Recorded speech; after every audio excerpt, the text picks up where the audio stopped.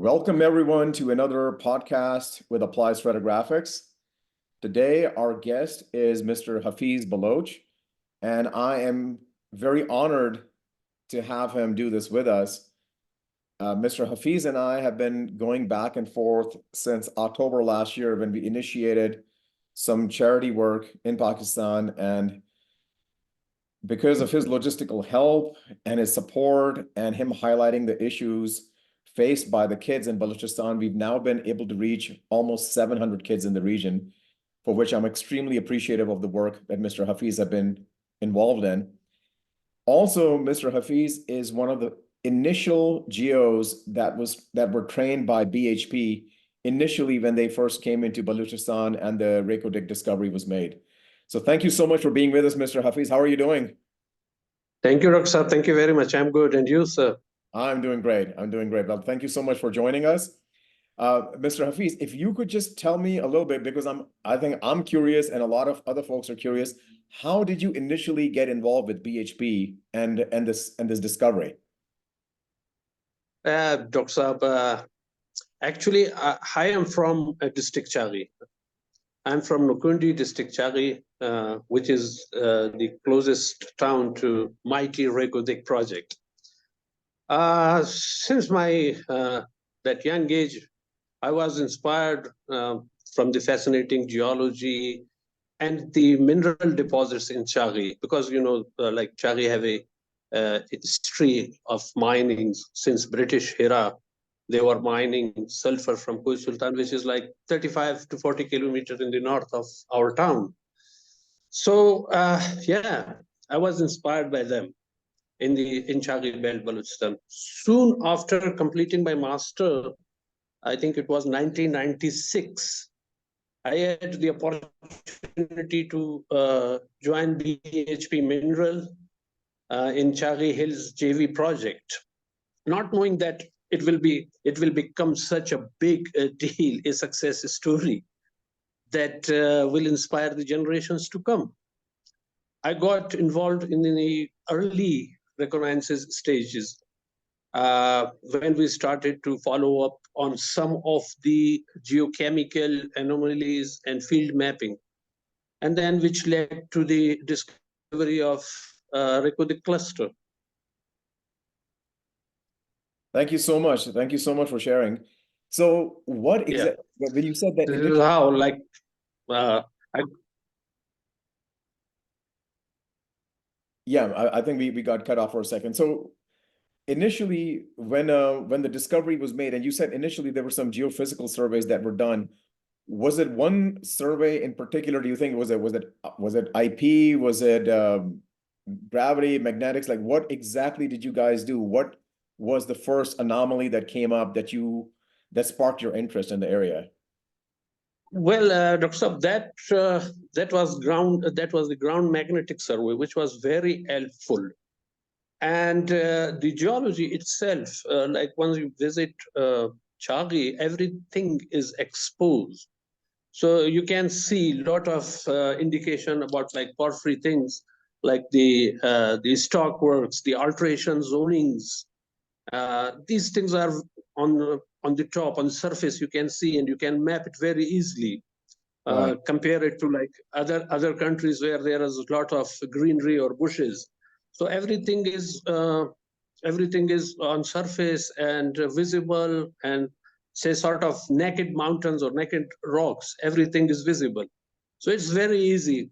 So we started like doing ground magnetic survey, and the ground magnetic survey was very effective, and it was too fast. Even the drilling itself was too fast. It was RC drilling, and the ground was very good and very helpful in the RC drilling. So yeah, we were giving target to the drilling by ground magnetic survey because the mapping and other stuffs were very slow. Mostly it was the ground magnetic survey. Wow. And what kind of, and after, I'm assuming that's when you guys followed it up with your geochemical sampling, right?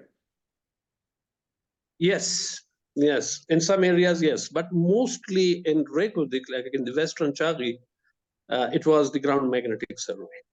Okay. Wow, that's Yeah. this is like I think the complete opposite of what people are doing these days with exploration undercover. So this is it's a cool story. Now, Yeah. I know you just got back. You went to the mining meeting. There was this huge convention that happened in Riyadh a few months ago, and you were part of a delegation that went out there. What would you say? I mean, I know this is the biggest boom. It's the biggest boom in the history of Pakistan as far as mining goes. What are your thoughts about the future of mining in Pakistan right now? Well, Dr. Saab, there is a shift in the policy. Oh, sorry. Well, Dr. Saab, first of all, there is a shift in the policy towards the mining. Earlier, the mining was not that was not in the frame or in the focus. Now everybody have realized that mining will be a very helpful for the economy of Pakistan. So the future of mining in Pakistan, again, I would say, depend on how we support and facilitate the exploration industry. Although the development of Reko Dik is going to be a catalyst, but I think there is a lot of work to be done to provide investors friendly environment in the country. We need to pass some legislations to consolidate and to introduce a legal framework and rules to attract foreign companies to invest and explore.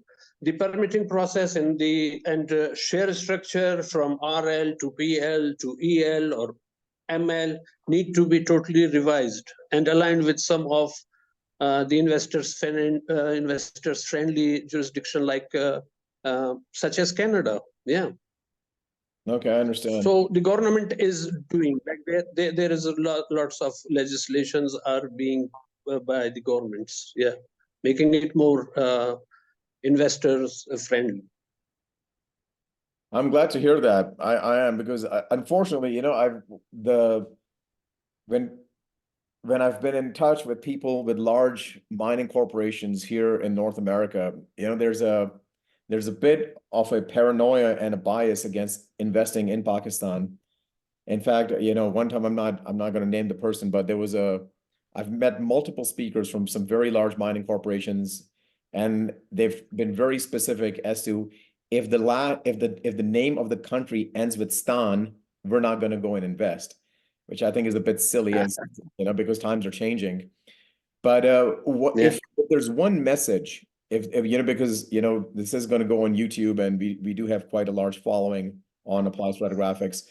But if there's one message that you could give to companies that are thinking about investing in Pakistan, what would that be? Well, I think a quick message would be that we are in the transition to build and develop the exploration and mining industry in Pakistan. We, like the government itself, encourage foreign investors and exploration companies to be the first to step in and participate with this transition. Now we have the SIFC, that is a special investment council that help a lot. Nowadays there are many companies in queue coming through SIFC. So that's very good. Like the government is open, and here in the provincial government, because the minerals are provincial matters. So the provincial government is willing also. So they are coming. So it's not. I don't think so. It's now valid to say with the Stan. So this Stan is now welcoming the investors. Okay, Right. As it and should it's be. making things easy.